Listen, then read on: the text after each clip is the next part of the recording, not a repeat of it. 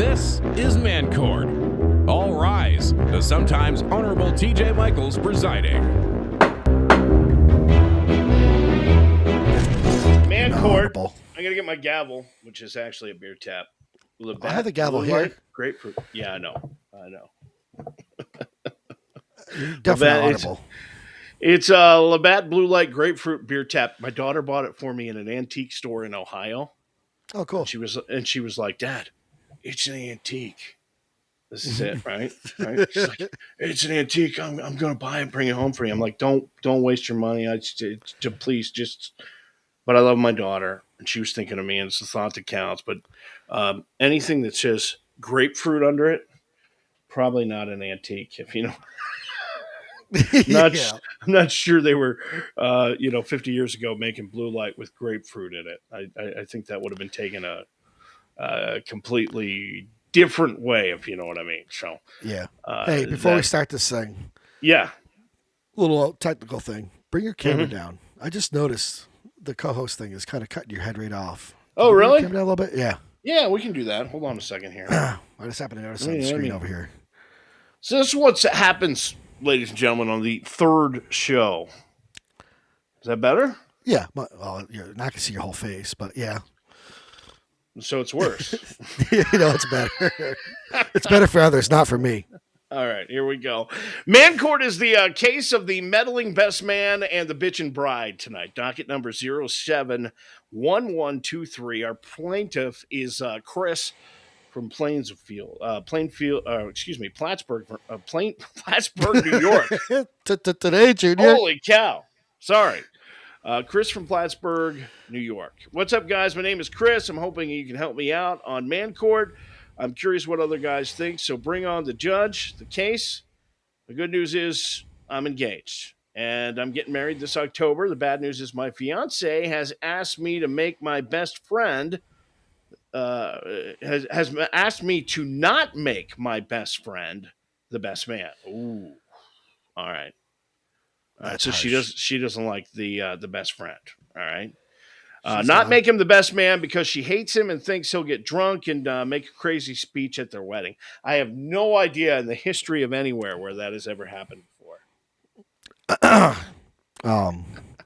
know a guy that gave a speech that was. We'll get to that.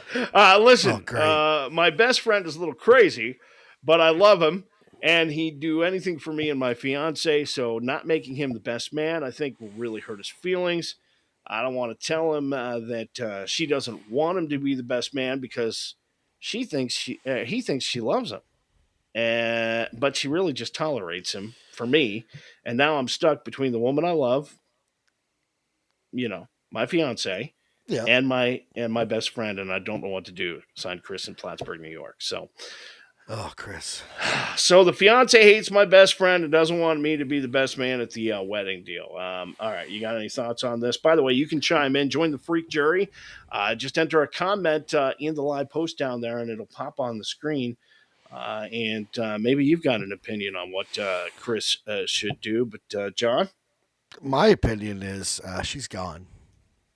Really? Yep.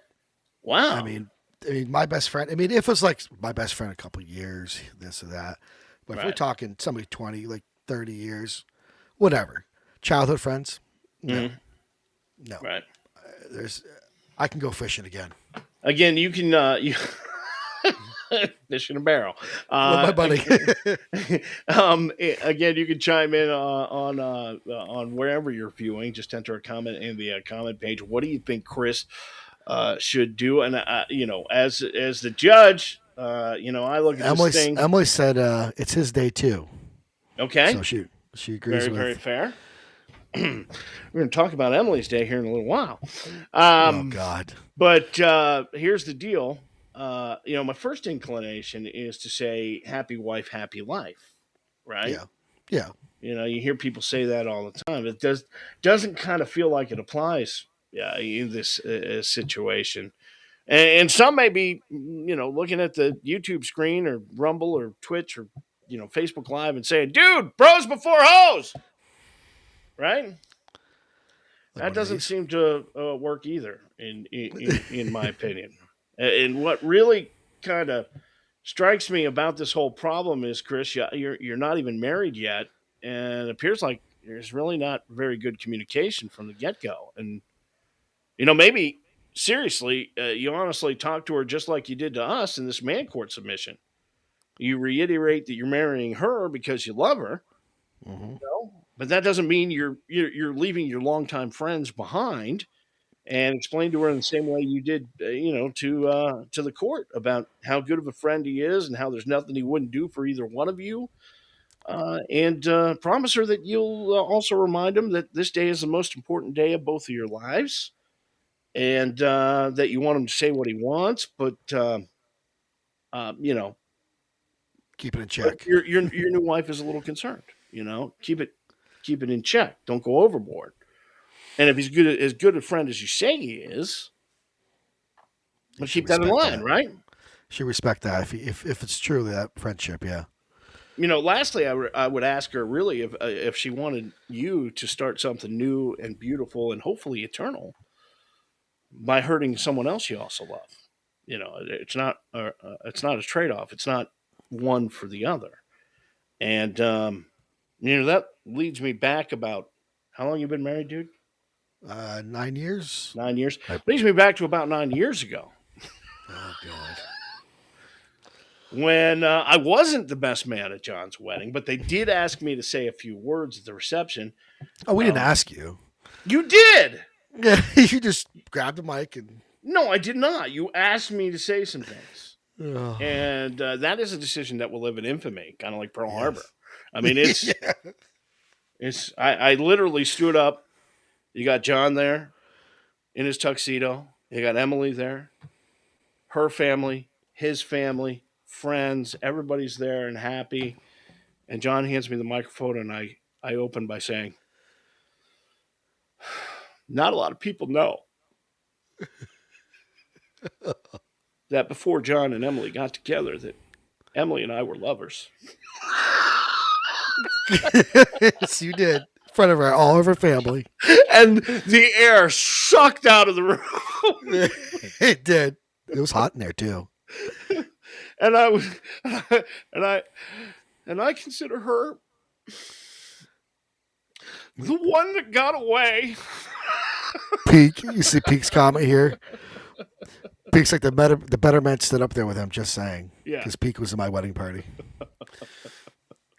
It's it still was messed fun. up. And then I asked all the single women with keys to John's apartment to return them because Yes, you did. Now he was married.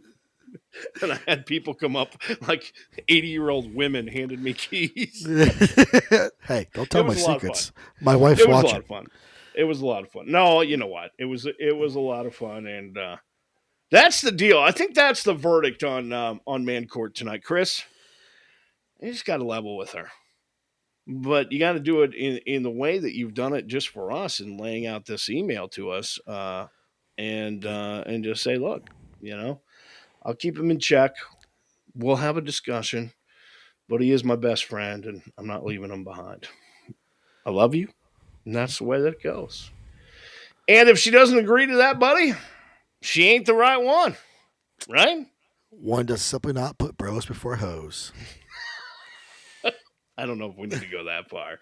If you have a problem you can't solve and you want to put it to the freak jury on Man Court, just go to alphamenpodcast.com and click the contact button and send the problem off to us. Chris, you got your answer. That's Man Court tonight on the Alpha Men Podcast.